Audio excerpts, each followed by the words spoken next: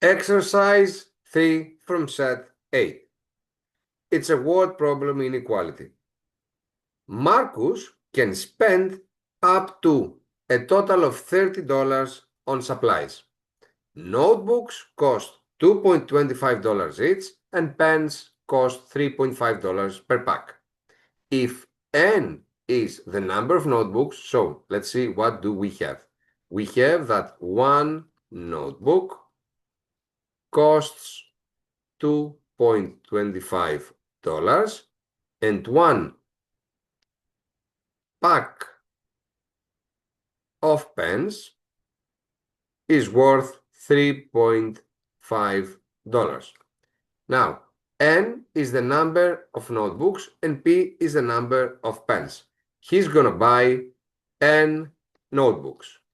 So, since each one of these is worth 2.25, for the n notebooks, he will have to pay 2.25 multiplied by n.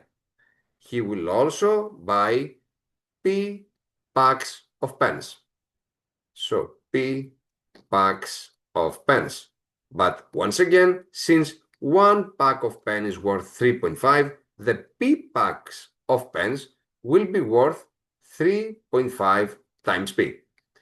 Overall, he will have to pay for all these n notebooks and p packs of pens a total of 2.25 n plus 3.5 p. And we know that he should spend up to, which means no more than 30. So all this, the 2.25 n plus 3.5 p, should be less than or equal to 30. By checking the suggested answers A, B, C, and D, we can clearly see that the one we found, 2.25 plus 3.5p smaller or equal than 30, is obviously A. So here the right answer would have been A.